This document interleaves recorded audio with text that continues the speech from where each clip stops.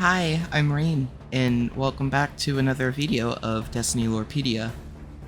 In today's video, we're getting into a quote-unquote new concept, the Veil. Of course, if you are a Destiny veteran, you may have some kind of idea of what the word Veil means in the Destiny universe, and its importance. For the people who may not know, or might be struggling to see or understand what the word Veil means in the Destiny universe, it's known as a paracausal power that is linked to the Traveler itself. There is, however, a quite complicated history of this Veil from day one of Destiny, which I'll get into later. There is definitely some pretty interesting concepts and possible theories I'd like to discuss throughout today's video, so I hope you'll enjoy the ride. If you like this kind of content and want to see more, consider leaving a like on the video and subscribing. It's absolutely free, and it helps out a ton. Alright, let's get into it. The Veil. What is it? Can it stop the collapse? Well, from what we currently know, the Veil is actually a plant-like structure with a bulbous main body, branching root-like tendrils that can rapidly grow and generate an indestructible dome, and a large, brightly glowing white hole underneath. Seen from above, it seems to have a circular canopy, resembling an energy field decorated with intricate blue and purple patterns. It is located deep underground within a secure Ishtar collective building on the edge of Neomuna, and acts as the main power source for the entirety of the city. So the Veil is described more like some kind of plant, and not an actual machine, human, or form of matter. However, if we go back into the world of Destiny 1, we don't get to know much regarding the Veil, because of course, Destiny had just been created at the time, and there wasn't much of a story to tell. When we're introduced to the Veil between the very end of Destiny 1 and throughout Destiny 2, it's actually summarized to make us believe that it was actually more of a darkness entity than anything. For a long time, we had considered the Veil to be a major part of the darkness. But after the Witch Queen had revealed the Witness to us as the entity of the darkness, and the revelation of Neomuna and the Veil's true nature from Rasputin in Season of the Seraph, it was finally confirmed that the Veil is actually some kind of entity to the light. The purpose of the Veil, I theorize, is that it was actually the Witness's key to the Traveler and its plan to create the final shape. Quoted by the Witness itself, "The game is over. Do not be afraid. Your pale heart holds the key. This time, there is no escape." The mention of the pale heart holds the key, as mentioned in the quote, could very well be a reference to the Veil. The Veil is a strong link to the Traveler, and the Witness was successful in linking the Veil directly into the Traveler, causing something quite serious to happen. Watch it for yourself.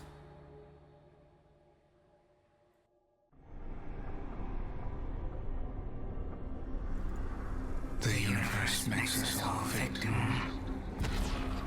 and perpetrator. Life's infinite cruelty. You, more than any, suffer both fates. Be free.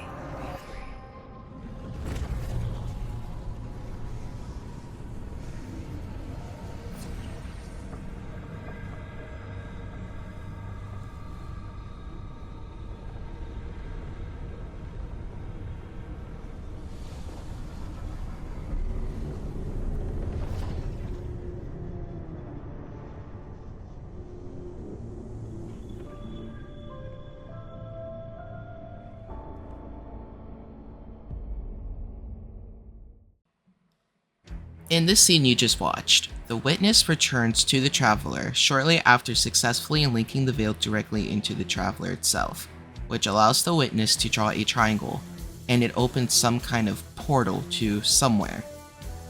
Of course, I have a theory regarding this triangle that I will get into later in the video, but this somewhere isn't really known. There's speculation that it could be the inside of the Traveler, which sounds somewhat irrelevant, but entirely possible. There is also speculation that the portal takes the witness to where life is born, which doesn't make too much sense in a way, but at the same time, with what we currently know about the Lightfall storyline and the Veil as it is, nothing is out of the question.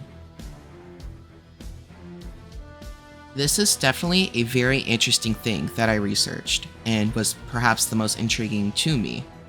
In an exotic quest, we learn that the Black Heart was actually a failed attempt by the Soul Divisive at recreating the Veil, an attempt put into action by the Witness.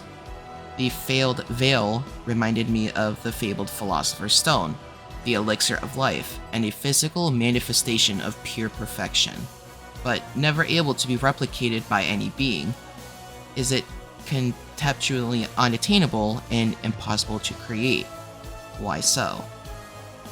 Associated legends say that all elemental matter was derived from a prima materia, or first material, which is the initial ingredient for the stone. Crucially, this matter has evaded alchemists and philosophers alike. It cannot be obtained or created, and so the stone may never be made. Any attempts will yield abominations at worst, or simple failures at best, just like the Black Heart. But what if we did have this prima materia? What could it enable? How does it fit into the Traveler? The Philosopher's Stone symbol is very familiar to us. It's a squared circle, and interestingly, it features a large circle circumscribing a triangle, itself containing a square followed by an inscribed smaller central circle. Following the Veil's linking to the Traveler, this symbol was constructed by the Witness using the Traveler as a canvas, creating a portal. The crucial ingredient, the Veil, is what made this complete construct possible. The stone was also said to be able to be made in a white and red variety, the white being a less mature variety. Is it a coincidence that the Traveler is white, but when completed by the Veil, it opens a red portal? Maybe, but we've never seen that type of portal before. There is meaning in its design. What this meaning means remains a mystery, for now. Without trying to make things too confusing, let us draw some uncertain conclusions from these parallels. 1. The Veil linking with the Traveler enabled the Witness to square the circle, or at least begin to square the circle by inscribing the Traveler with a triangle. 2.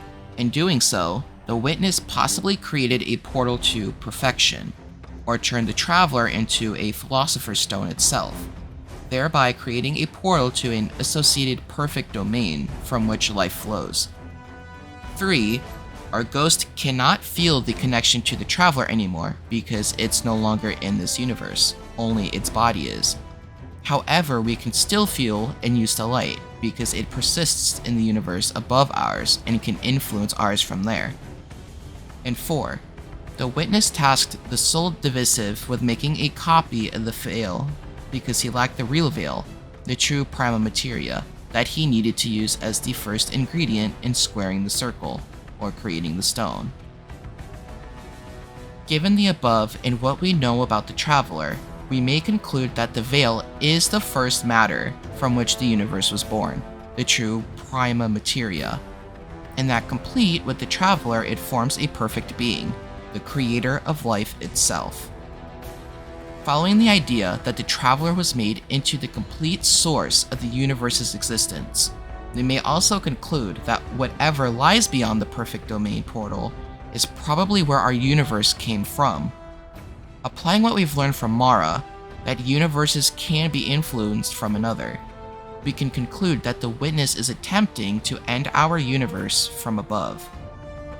With this thought of the Witness trying to end our universe from above, this could mean that in the final shape, we may have to actually go through this portal and explore whatever is on the other side.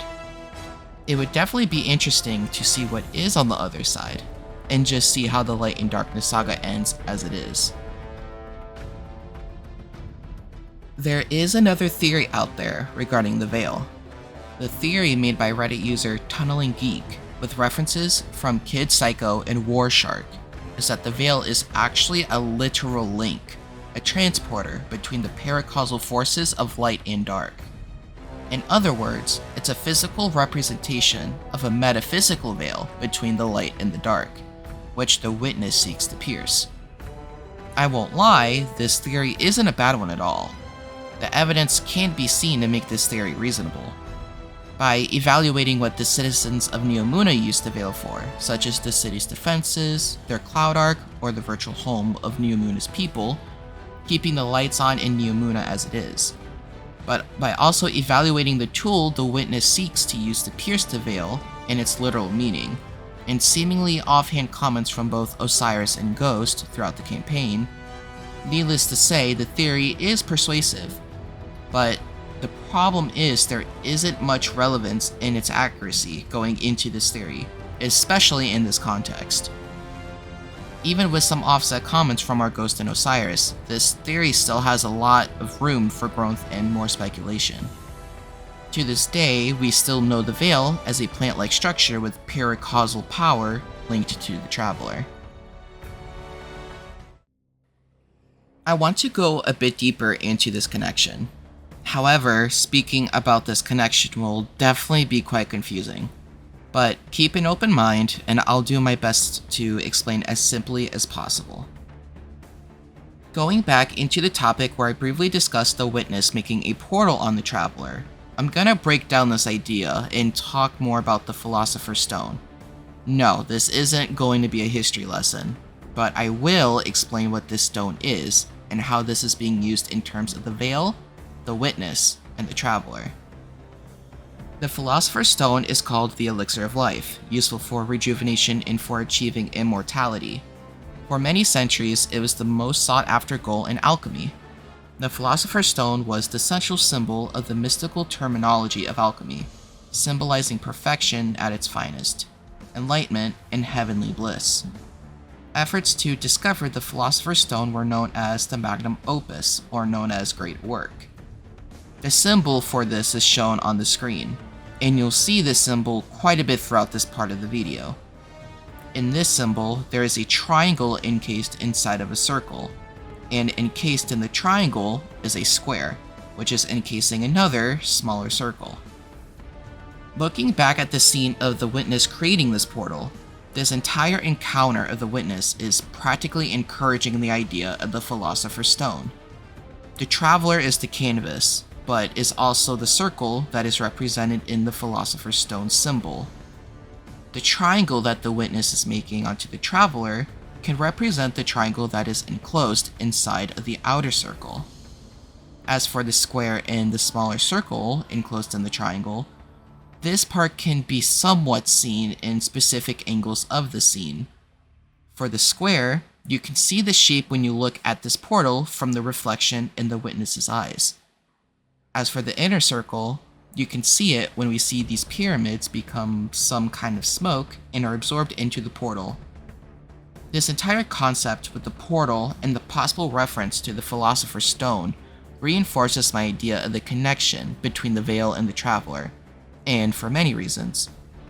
The Philosopher's Stone is known to achieve immortality, and the Traveler's Light provides that immortality to Guardians via our Ghost, which revives us whenever we die. However, with this connection, the veil is the prima materia for the Traveler, and this connection gives the witness the power to make this reference of the Philosopher's Stone work in its entirety in order to help achieve the final shape. This is quite heavily theorized and speculative, but Destiny Lorepedia's purpose is lore, speculation, theory. We'll have to continue playing some of the seasonal content and see where the story will take us. And without further ado, that concludes today's video of Destiny Lorepedia. If you like this kind of content, consider leaving a like on the video and subscribing to the channel. It's absolutely free and it helps out a ton. Let me know in the comments below what you think of the veil, and what else you'd like me to cover in Destiny Lorepedia. Alright, see you guys in the next one.